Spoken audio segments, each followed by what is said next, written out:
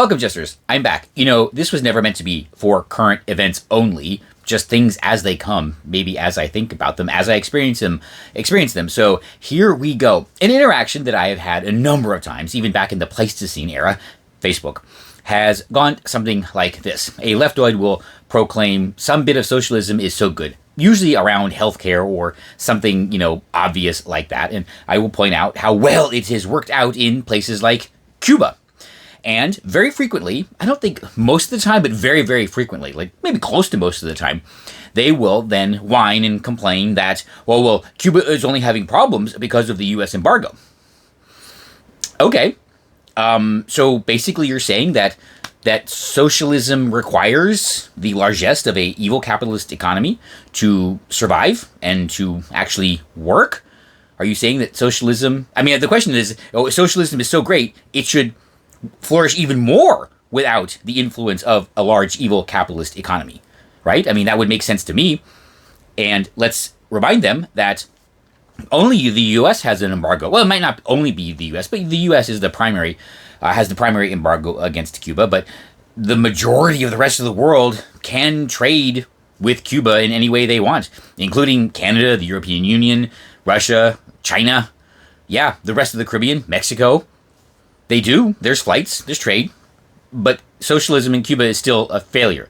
There are still literal food lines. They cannot keep the trains running. Healthcare is free, but yeah, you don't get it, pretty much. So socialism in Cuba is still a failure, despite the fact that they can still trade with the rest of the world. But these leftoids seem to think that the only problem with Cuban socialism is the U.S. embargo. Again, if socialism is so great, why does it require the largesse of the evil capitalist economy to be successful? You can make the same case for Venezuela as well.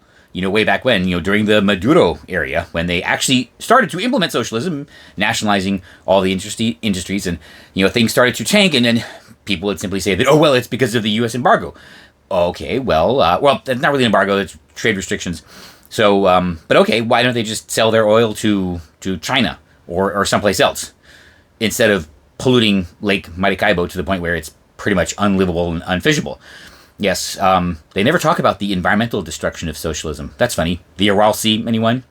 So, yeah, if you do find yourself in this position, pointing out the obvious failure of socialism in Cuba, and they complain that the embargo is to blame, just simply ask them, why isn't socialism successful without the influence of the evil capitalist United States? Right? If they bring up Venezuela,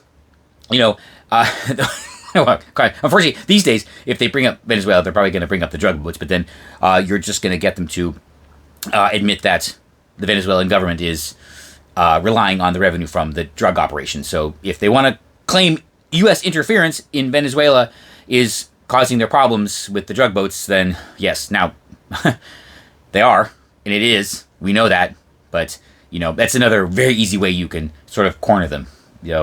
Yeah, I just had this interaction on X, and of course, the person scurries off because they really have no response to that, right? If socialism were so wonderful, yeah, Cuba would be a success without us. In fact, it would even be more successful without us. But they're not. And the Cuban people are still starving. So there you go. Socialism is bad. Oh, by the way, Mamdani, come on, you gotta get him across the finish line. He has to win the mayor of New York because we need to show everybody, really, that socialism is bad. And you all know I'm right.